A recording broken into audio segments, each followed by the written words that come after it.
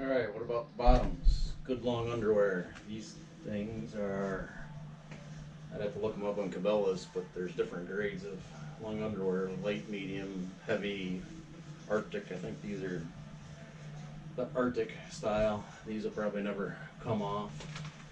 I don't use these hardly anywhere else because they're too hot. Got another pair that are a lot lighter. These are the typical deer hunting long underwear. I guess my piece of advice here is make sure that you can get your pants on where these things. I remember hunting as a kid that I get so damn many clothes on and go out deer hunting and try to stay warm that I couldn't pick the gun up, I couldn't pick my leg up to get up the ladder. Need to put these clothes on. That's part of actually what I'm doing here is I'm going to test run my outfit before I pack it to make sure I can actually move. These pants were from Cabela's. Again, I talk about the camouflage pattern. Most people look at it and say, "Oh, that's stupid," because it's not doesn't look like a tree. But this is the best all-around camouflage pattern that I've ever used by far. But these are scent lock if you believe in it. They're got a waterproof lining. They will get wet on the outside if need be. I don't expect to get wet, so these will probably be on all the time.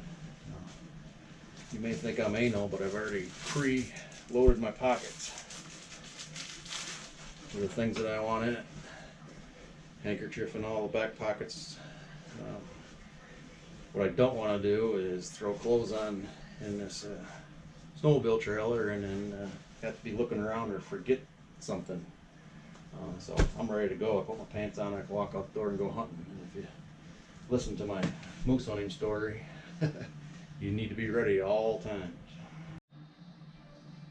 Final upper layer is this sweater that I bought in a bargain cave at Cabela's one day.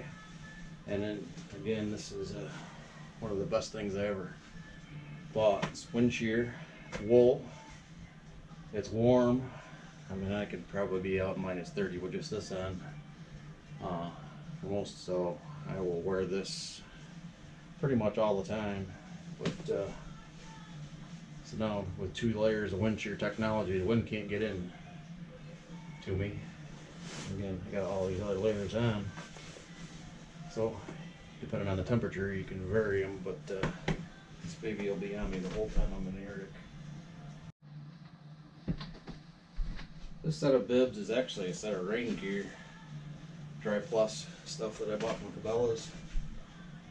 Just sit in the rain, but I took it to Russia with me, having to put on everything that I possibly could to stay warm. I put this on and it turned out to be a lifesaver. The cool thing about bibs is it seals these cracks in your waist. You know, your shirt rides up over your pants and the wind blows down the crack of your ass. You're pretty well screwed and you're going to get cold. This also is completely waterproof, so there's no chance of getting my pants wet wearing this. It's really light. There isn't a whole lot to it, but it just kind of seals things up nice. Pockets like these are instrumental in keeping your phone and your GPS and whatnot handy. So now I look for anything with pockets like this.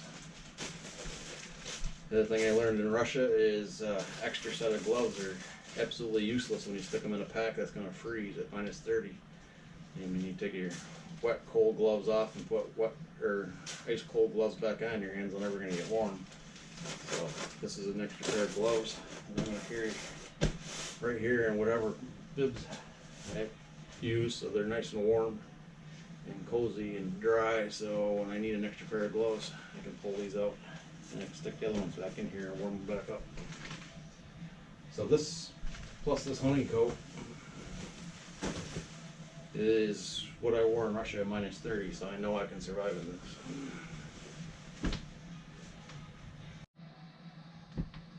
Alright, new for the last whitetail hunt I went on, and mainly bought it for this trip, is Arctic Shield gear. The bibs that I just had on previously worked so well that I definitely wanted bibs. I want to be able to, again, carry my extra set of gloves inside to keep warm, but this technology is supposed to reflect a good percentage of your heat back in, and works fantastic. I love Arctic Shield stuff.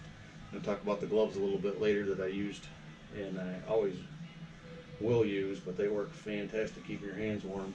So this is like basically hunting in a sleeping bag. And again, it's got pockets where I like them, and everything's ready to go. So I put this on, walk out the door, and I will be nice and warm. Jacket number one is the one I usually wear most of the time hunting. This is the one I had in Russia. It was the outer layer of everything I had, and it worked great. It's nice and warm. I love the camouflage pattern, like I said, but likely this is all I'll need.